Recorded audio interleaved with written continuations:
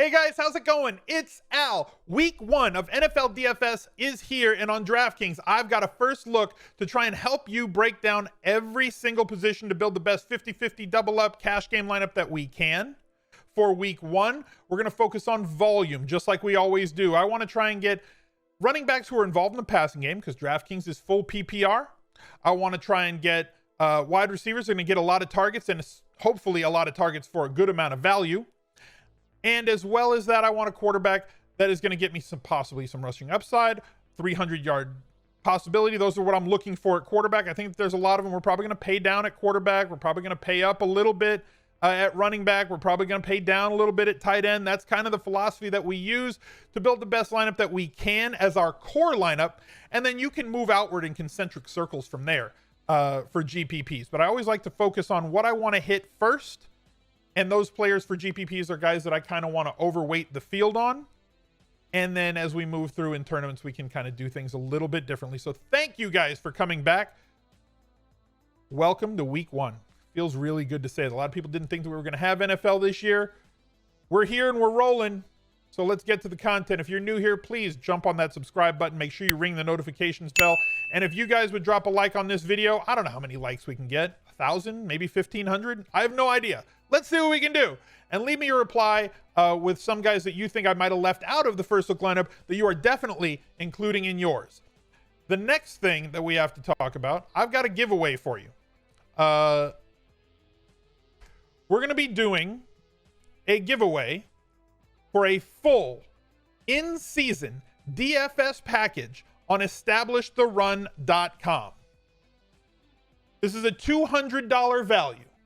You get all of the best content from Evan Silva, Adam Levitan, Pat Thorman, Drew Dinkmeyer, Andrew Wiggins, Josh Hermsmeyer, all these super smart dudes. I've always said that Establish the Run is kind of like the Atlantic, but for fantasy football and DFS. So if you guys want to enter this giveaway, right down below is a link to my Instagram. You have to answer this question. Find the Instagram post where this question is. I'm going to put a link right in the pinned comment down below.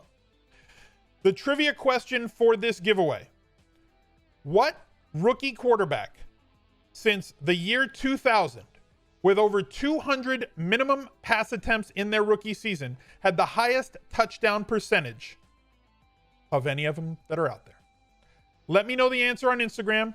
Reply on Instagram. You got to follow me over there to win. We will pick one winner, and I'm going to pick it before Thursday's games. We'll pick it Wednesday night. We'll get a hold of whoever the winner is, whoever answers the question correctly. We'll put all their names into a random number generator. We will pick the winner from there. We will contact you. ETR will give you your free sub before the Thursday night game between the Texans and the Chiefs. So jump over to Instagram, follow me there, answer the question, win something free. We're going to be doing giveaways all throughout NFL season. So be sure to follow me on Instagram because that's where the giveaways are going to be. Let's get right to this lineup. And this lineup, we got 4 guys that I think are going to be at the core of most people's play. 1, 2, 3. And then at tight end, George Kittle are the players that I've been hit on most on Twitter. People asking me, what do you think about this guy? I'm starting my lineup with this guy. This is where I'm looking. I think that this guy is a must play. I don't think you can play all of them. DraftKings released their salaries. I mean, obviously, DraftKings released their salaries really early this year.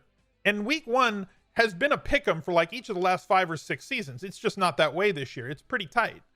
And we're forced to try and find some value plays to work our way in so that we can get some of the guys that we want, right? I don't think you can play more than 2 of that core 4 that you have there. So starting with quarterbacks, Lamar Jackson, highest team total on the week is the Ravens, 29.5 expected points. That is the most predictive stat, really, when it comes to quarterback scoring in fantasy, is how many points their team scores. So there's high correlation between an implied team total and quarterback scoring. Lamar Jackson also helps you out with his legs, giving a tremendous floor. His rushing touchdown upside gives you access to a massive ceiling, and his efficiency in the passing game does the same. I'm not expecting him to match his numbers from last year. I think that regression is going to hit Lamar Jackson. And when I say regression is going to hit Lamar Jackson, I mean in terms of his touchdown percentage, where last year it was above 9%, which is otherworldly.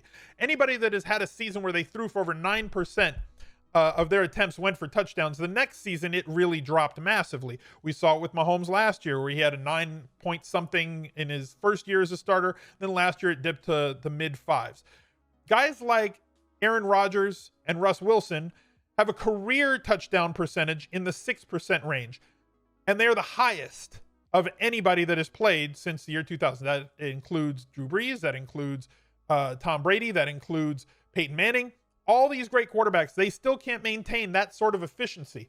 So if Lamar Jackson regresses to like a 5.5 or a 6.5% touchdown percentage, which is probably within his range of outcomes, like probably the meat of the bell curve, to be honest with you, he still throws for like 28 touchdowns through the air, because of the way that this offense runs. If you want to plug Lamar Jackson, you're going to have to find one extra value play. I tend to pay down at quarterback. Yes, I'm probably also not going to be using Russ Wilson in 50-50s, double-ups, triple-ups, head-to-head games in week 1. I do love this game. Both Russ Wilson and Matt Ryan are going to be in my core plays for this week, for week 1, because I think that this game has the highest potential to shoot out. Two quarterbacks that are extremely easy to stack because of the consolidated target tree that they use of players. Russ Wilson throwing the vast majority of his passes this year are going to go to Tyler Lockett and DK Metcalf. And when you consider that both of those guys ranked in the top 10, DK Metcalf leading the league last year in terms of end zone targets, Russ Wilson threw more passes into the end zone last year. I think it was like 63 targets of his targets went into the end zone last year, more than any quarterback since like Tom Brady in the year that he threw for like 50 touchdowns. So you know he's going to take shots, even though most people view this team as a running team. 4,700 yards last year, including all the playoff games, 33 touchdowns as well. And again, consolidated usage from his pass catchers. Great GPP target. Probably not going to be using him in cash on DraftKings. Drew Brees, anytime he plays at home, again, somebody that I want in tournaments, but not specifically in cash at this price at 6,800. Reliant on touchdowns, and as much as they run the ball now, this is a slower team than it used to be. This is not the 5,000-yard, 50-touchdown Drew Brees anymore. Matt Ryan, I mentioned him. Same consolidated target group, split mostly between 3 players, Julio Jones, then Ridley, who should see an uptick in terms of his target percentage this year. And then follow him with HURST, who they brought over from Baltimore, who steps into the Austin Hooper role in this offense. You got a couple guys that you can play with and then bring it back on the other side. So again, a tournament play for me. Josh Allen does have a really high total. We are going to be targeting the Jets a lot this season. I guess you could say, without people getting too upset with me, that he's kind of like the light beer version of Lamar Jackson in terms of his rushing upside, but is nowhere near the efficiency levels that Lamar Jackson is, especially on deep balls. Now, if that's something that Josh Allen can cure or has cured this offseason, the addition of somebody like Steph Diggs, who has been one of the best downfield targets in the NFL over the last couple of seasons, if Josh Allen can stop overthrowing his wide open deep targets by 5 and 10 yards, he could absolutely have a breakthrough season and have 30 touchdowns through the air to go along with all the runs that he runs in on the ground, which would make him a very viable top 4, top 5 QB guy at the end of the year with 30-point games. The problem last year was you didn't realize that all that often. Too many games in the high teens, maybe low 20s. Very disappointing outputs from him, especially considering what we expected from him. One game over 30 points last year. I think that might change this year. And look, the Jets are really awful on defense. I don't mind you using him. He's just a little bit over what I want to pay. Kyler Murray, somebody we're going to focus on in a lot of weeks. I know he had 2 good games last year against San Francisco. And maybe their offense has just figured out this defense, or maybe they're playing from behind so much that he gets garbage time points, or maybe it's because they get so much pressure on him that he gets a few more rushing yards. It's just not a direction that I want to go. Carson Wentz, I do think, is in play at 6,300. Another stackable game is Philly and Washington, with Tyler McLaurin on the other side. Deshaun Jackson is really cheap right now, especially when you consider the injuries that there are to the passing game. If you want to pair him with Ertz as well, you can go with a double stack and then bring it back with McLaurin for GPPs. But for me, a cash game look is going to be right here at Cam Newton. You saw him on the thumbnail. Yeah, he's my broke back quarterback. I always fall back on Cam Newton because I know what I'm going to get. I'm sure I'll get the argument that, well, he was hurt last year and you don't know if he's healthy. But if he was not healthy, we would have heard that all throughout camp, and nothing that has been stated from any of the beat writers in New England that he has been hobbled. He's looked great. He has become a leader. He was named captain on this team by his teammates. And anytime that Cam Newton has been healthy, he has been a top 6 quarterback over the course of an entire season. If you were playing best balls this season, if you're drafting in your fantasy leagues, he's being drafted as the quarterback 12 through quarterback 16. So you're getting him at a massive value in season long, and we're still getting him in week 1 as a massive value, especially considering how bad Miami's defense was last year. One of the lowest rated teams in terms of completion percentage on passes that travel under 10 yards, which is essentially where the Patriots threw in both games against them last year. They were targeting really short passes and letting their pass catchers do the work for them. So if Cam Newton completes passes to guys like James White, Edelman, maybe takes a shot at N'Keal Harry down the field, Rex Burkhead working in a little bit, maybe 3-4 targets for him, and his rushing ability, especially when they get inside the 5-yard line, he brings a totally new wrinkle to this Patriots offense that has been very good at play calling over the last 20 years. Now they get a weapon that they've never had at quarterback, because if Tom Brady was undefeated on quarterback sneaks, imagine how they're going to employ Cam Newton once they get inside the 5-yard line or from the 2-yard line and in. All the creative things that Josh McDaniels can do with Cam Newton on offense. I think the floor is exceptionally high. The matchup with Miami gives him a massive ceiling. He's going to be where I end up here, but I did want to touch on a couple of cheaper guys. Jacksonville's defense is really bad. Phillip Rivers doesn't really target his wide receivers all that much anymore and does not challenge downfield as much as I would hope. He does have some weapons that he can do that with. The question is he going to utilize them? And during camp, he had been throwing a lot of short passes to his tight ends and to his running backs. I think he's fine, but he's not thrilling. I don't know that there's a possibility of a 30-point game coming from him. Derek Carr going up against Carolina, who's a defense. Both of these defenses, the Raiders and Carolina, are two teams that we're going to be attacking with offensive players throughout the season. Minshew, for a lot of people, is going to be a wait and see. They should be playing from behind. One of the better value plays for me on the week is Jimmy Garoppolo going up against Arizona. If you want to pair him with Kittle, as bad as Arizona was against tight ends, they do look to be improved this year against that position. We'll see if they're as easy a flowchart play as they were before, but I'm not sure that they are going to be exactly that this year, but they will still be a plus play for tight ends. So if you want to pair him with George Kittle, I'm fine with that. And then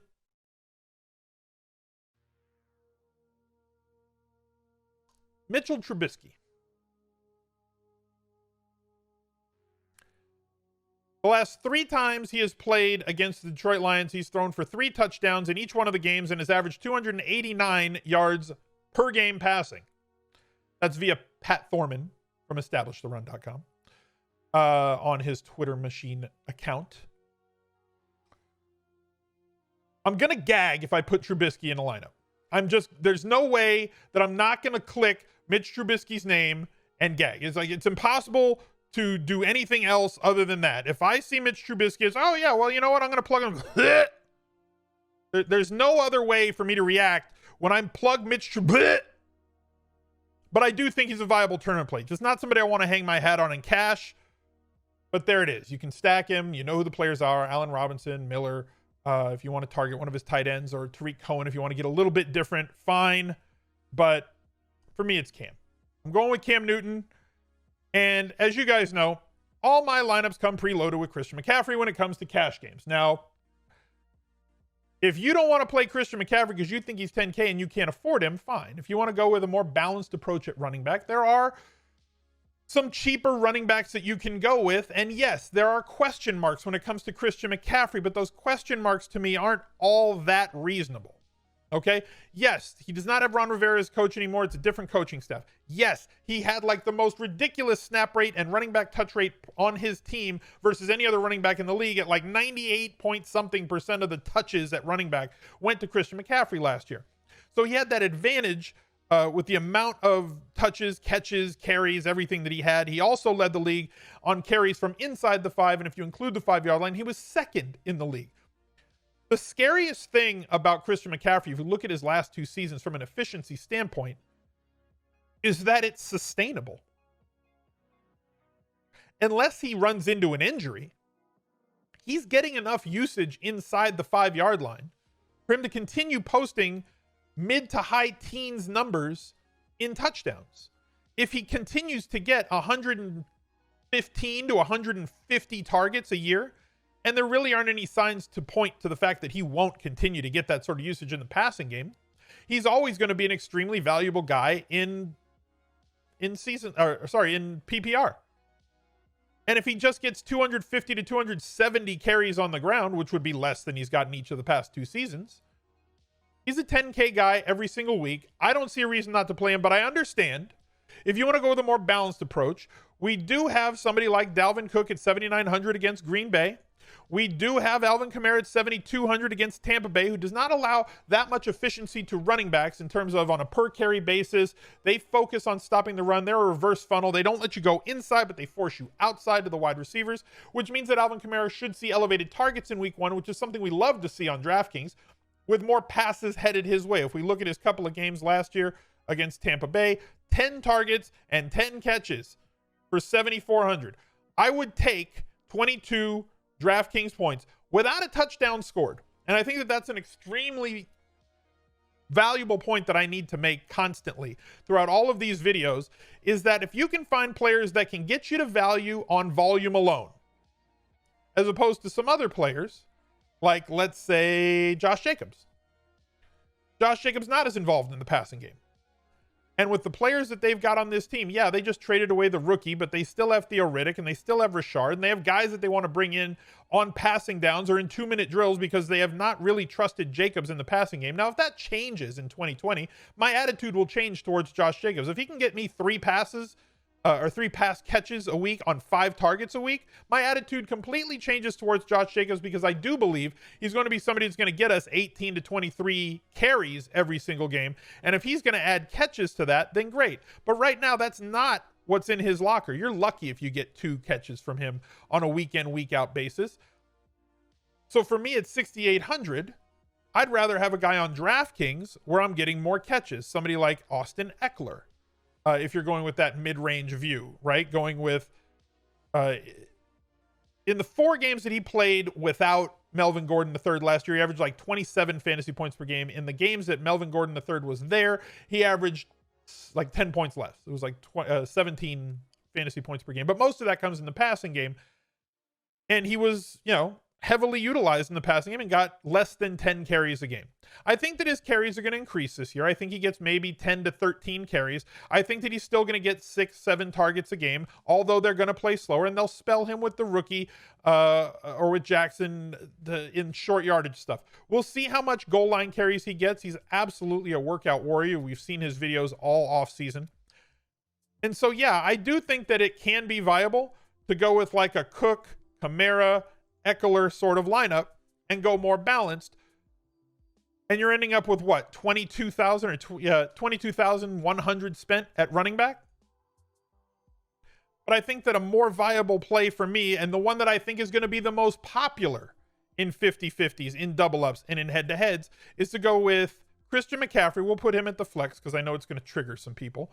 But there was one value that opened up as releases came, and everybody has been jumping on this guy throughout draft month. Antonio Gibson, it was said around the draft that he was viewed as a poor man's Christian McCaffrey. Now, I do not think he is going to come anywhere close to Christian McCaffrey's usage. I'm not expecting 20 touches from Antonio Gibson in week 1. I'm expecting more along the lines of 12 to 15 touches. But about 4 of those should come through the air. In a game that Philadelphia projects to play from ahead, Washington is going to have to dump it down a lot, as well as scripted passes to Antonio Gibson, whether it's a screen pass or a little circle route or a square in, something quick to get the ball in his hands and let him make plays. So let's say he has 12 or 13 touches. 4 of those are through the air. That's 4 points. Let's say he totals 70 yards with no touchdowns. That's 11 points right there that are pretty realistic for only 4K. Now, you might think that my projections there are pretty modest, and if you're much higher on him, then you're just going to plug and play him anyway. But on a week that we're starved for value, I think that he's going to be an extremely highly owned, over 50%, maybe as high as 65% owned, possibly even higher in cash games, because there is not a lot of running back value. And he opens up for you a lot of other things in your lineup that are going to make you really like all the other spaces. So for me, Antonio Gibson is somebody that I think a lot of people are going to click first. He is the easiest head to click, and his percentage is going to be highly rostered this week in week 1. So looking at who else we can play here, and if Miles Sanders is healthy, I mentioned how this game, I don't usually play 2 running backs from the same game, but both of these running backs highly involved in the passing game. And I think we're going to see that a lot in cash game lineups, even though it's not a rule, but it's kind of a guideline that I go by, is not to play 2 running backs in the same game. But when they're this involved in the passing game, as Miles Sanders projects to be, we are going to have to pay attention to all of the injury reports as the week goes along. He is one of the most mispriced players on this slate, in my opinion. And at 6,300 should be very highly owned. And then, as I said, we will plug in Christian McCaffrey there. We're going to plug, this year we're going to go down to a 2,500 defense. I don't care who it is. I'm just plugging them in. Okay? That's what we're doing. Okay? Deal with it. At wide receiver, in this house, we play Michael Thomas when he plays at home. I am going to get him into tournaments for sure. If you want to take the 1,000 in savings from Christian McCaffrey to go to Michael Thomas, knowing that in home games he averaged 28.9 fantasy points per game, and Christian McCaffrey last year averaged 31 fantasy points a game, and you're going to take that 1K and say, you know what, I should be able to get that. I do have a ceiling of 40 plus points anytime that you roster Michael Thomas. I get it.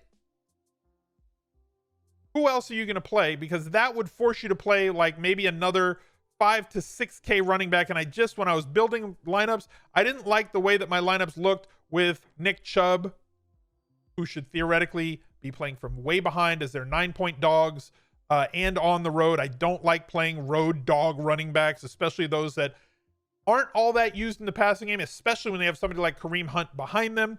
Chris Carson on the road, but possibly in a shootout. I think he makes a good leverage play in tournaments, but not for me in cash games. I'm not buying Todd Gurley all that much outside of anything other than a leverage play that should be low owned in week 1. Leonard Fournette in Tampa Bay against New Orleans on the road, dog. James White, I mean, you can take your 13 points and bank them, but for 6K, I'd rather have Antonio Gibson at 4K with a very close projection on a raw projection number than pay 2 extra K for James White. So it's just not pretty in this range. So I'd rather pay up at running back and get down at wide receiver. For me, the highest owned wide receiver that's over 7K is going to be Davante Adams, with the amount of targets that we should see from him. Double digits pretty much every single week. And Minnesota has given up chunks of yards to this guy, either a touchdown or over 100 yards in each of their last 4 meetings. For Davante Adams, he has carved up this Minnesota defense every time that they've faced each other. He's going to get the volume to be able to get there on volume alone, but he has also got a very high touchdown expectation. So the ceiling possibility here is extremely high. Like him for cash if we can afford him. And the way that you can get to him is if you want to come off of Christian McCaffrey, go down to one of those 7K running backs I talked about, like Cook or KAMARA or EKELER, and then you can afford to pay up for either Michael Thomas, if you can, if you go cheap at one of the wide receiver spots, or get up to somebody like Davante Adams if you want to get there. Totally get that. This is a range that I'm probably not going to sit in. Godwin, Evans, Hopkins, Thielen is somebody that I probably will target at 6,700. I couldn't fit him into this lineup. Really wasn't where I was going. I think that a lot of the value on this slate at wide receiver is at the sub 6K range, which is forcing me to utilize guys like Thielen, Godwin, Evans in tournament lineups if I'm stacking with Brady. DJ Moore, probably not going to use him in a cash game lineup or a 50-50 lineup this week. Talked about Robinson going with Trubisky in the quarterback segment. Tournament target, Tyler Lockett going with Russ Wilson, as I think that game is one of the highest probabilities to shoot out. But Tyler Lockett is at 6,500. He DK Metcalf led the league in end zone targets, which are the highest leverage targets that you can get as a wide receiver. He's 5,800. You have massive touchdown upside with DK Metcalf. Second-year wide receivers do tend to take a massive leap from year 1 to year 2. He's already somebody who was trusted on this team last year, playing a ton of snaps, getting a whole lot of targets, but that target percentage should increase, and his red zone and end zone targets should theoretically stay the same. So the volume increase allows him to possibly get there without scoring touchdowns, but he is going to be one of the highest volume wide receivers in the league in terms of end zone targets. With as much as Russ Wilson targets his outside receivers when they get close, most quarterbacks tend to target their inside receivers, whether it's their slot guy or their tight end. Wilson targets his outside guys and challenges defenses by going to the end zone a lot year over year over year. That's been very sticky. So for me, DK Metcalf is as close to a must play as possible. We already have Miles Sanders in this lineup. We do have Antonio Gibson. I mentioned how much I want to attack that game in terms of stacks. Terry McLaurin at 5,600 is very much in play for me. And if it was a little bit looser, the salaries were a little bit looser, I would probably be able to consider somebody like Calvin Ridley at 6,100, who I think is an outstanding play. And if you'd rather go with him, fine. But that extra 500 really comes in handy to make that last lineup spot something that's a little bit more palatable for me. If you want to stack him with Ryan, you want to bring it back with one of the Seattle wide receivers, if you want to play him as the opposed to Metcalf here, I get it. You're playing Gibson opposed to Sanders. You want to play Ridley opposed to Metcalf. I'm fine with that. But for me, August has been all about Terry McLaurin. I think it's going to stay that way in September. I'm very excited for his prospects. And at 5,600, I do believe this is going to be possibly the cheapest that we get a chance to roster Terry McLaurin this season. Let's go to the tight end. I'll keep the last wide receiver, keep you up in the air on that one for now.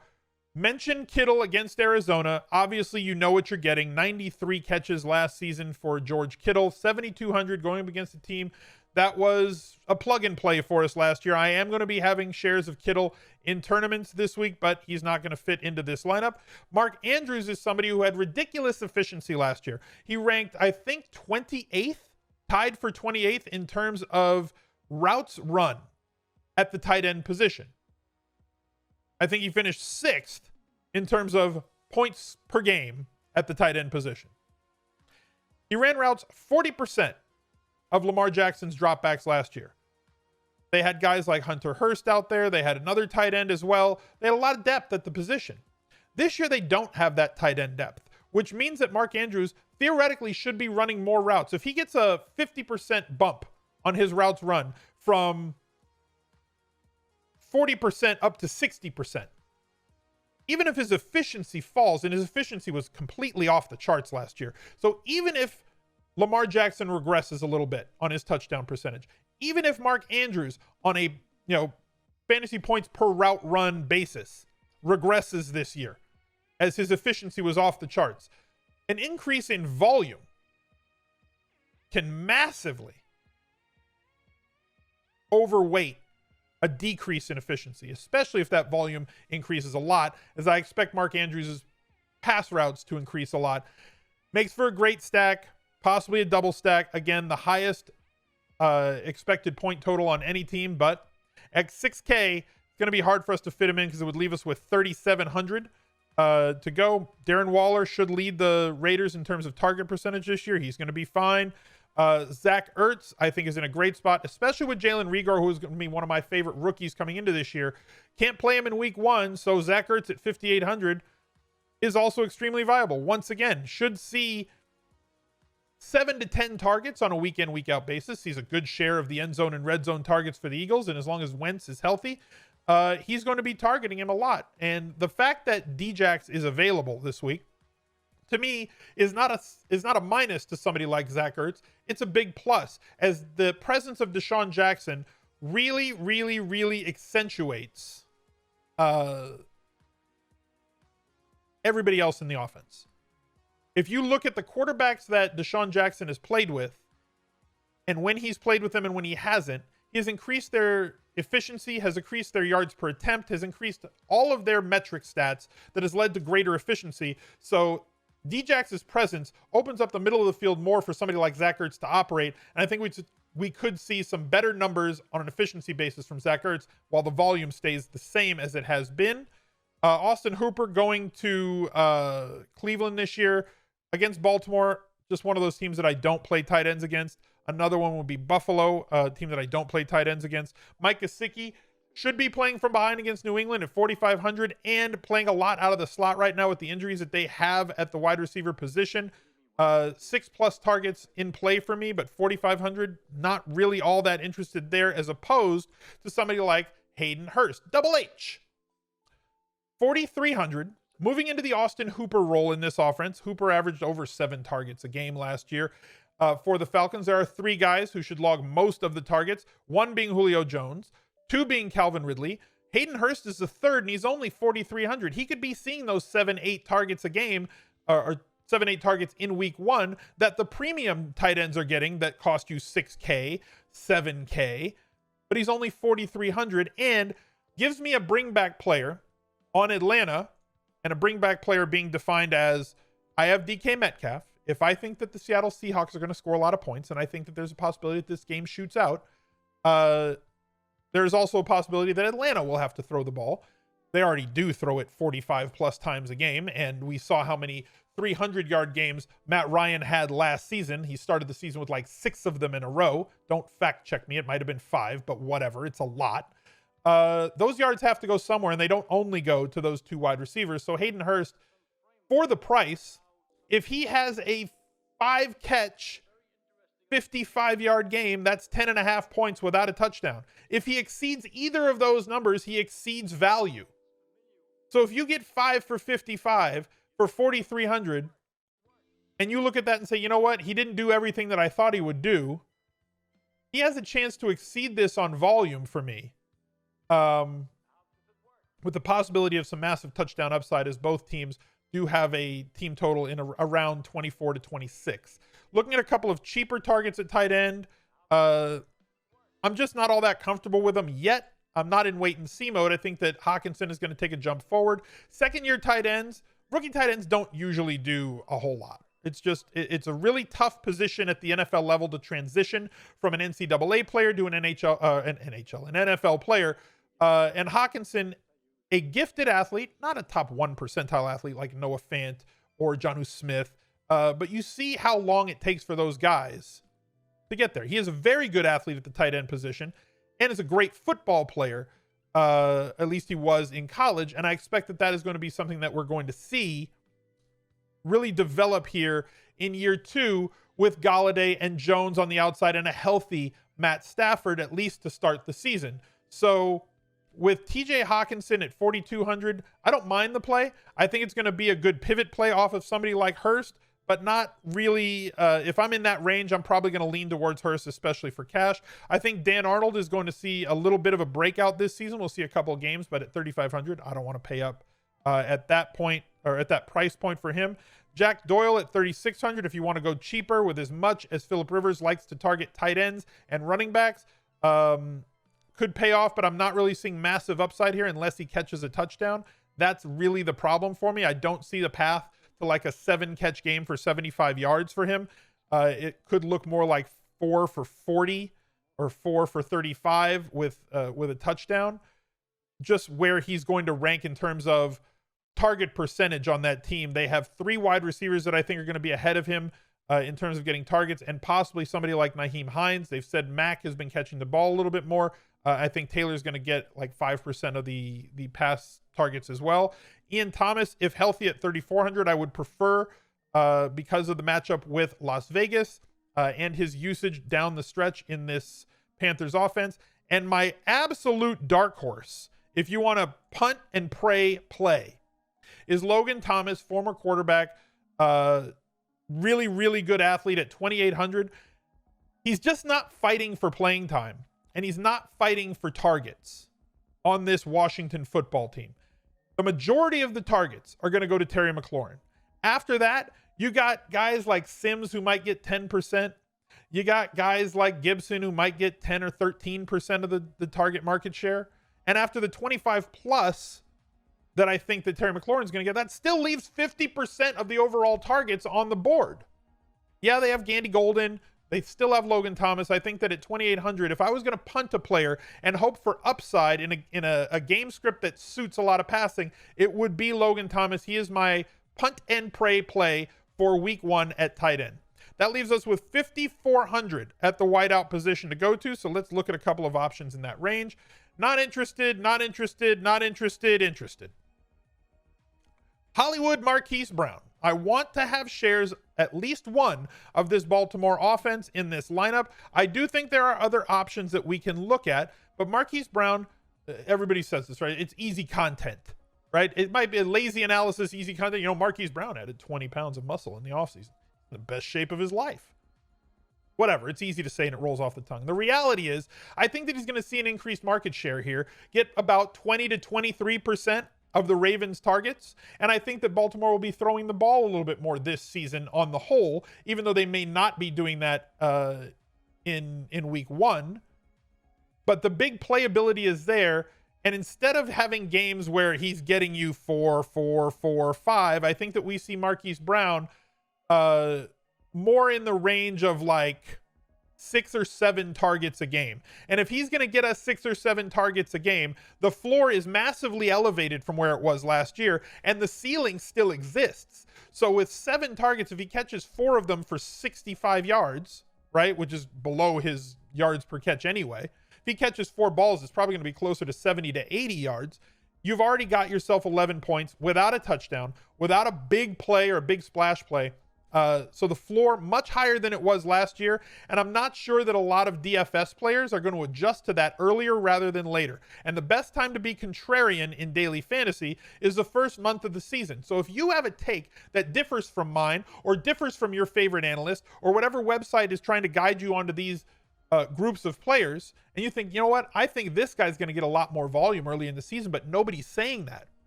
Don't ask why nobody's saying it.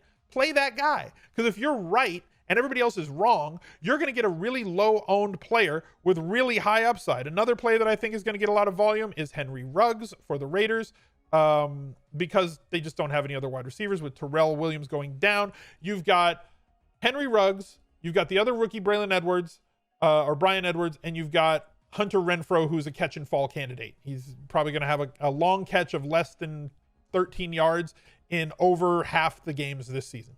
He's a low ADOT target guy who's not going to break a lot of tackles. Henry Ruggs is a freakish athlete who, if they get him the ball on drag routes or screens or bubbles or jailbreaks or whatever, he can take one of those short passes, which you already get the 1 point for, and take it 60 yards to the house, kind of like a young Odell Beckham Jr. used to. Another one that we have already spoken about, DeSean Jackson at 4,900. Somebody that I really think is going to be a viable cash game play in week 1 because of the injury to Rigor, because there's really nobody else to usurp targets from him. So we could see elevated targets for DeSean Jackson, a lot like we see elevated targets that I'm projecting for somebody like Hollywood Brown. It's a toss-up to me between Jackson and Brown, and the tiebreaker for me here was that I already had Sanders. I had 2 players from Washington, and I didn't want to stack a whole bunch in that lineup, so I'm going with Marquise Brown to round out that lineup. Cam Newton, Antonio Gibson, Miles Sanders, DK Metcalf, Terry McLaurin, Marquise Brown, Hunter Hurst, Double H, Christian McCaffrey, and whatever on defense. You still have 300 more if you want to spend up and get a different defense, or if you want to pay for another player. Let me know who you would change in this lineup, and I'll catch you guys later. Bye. He's a legend.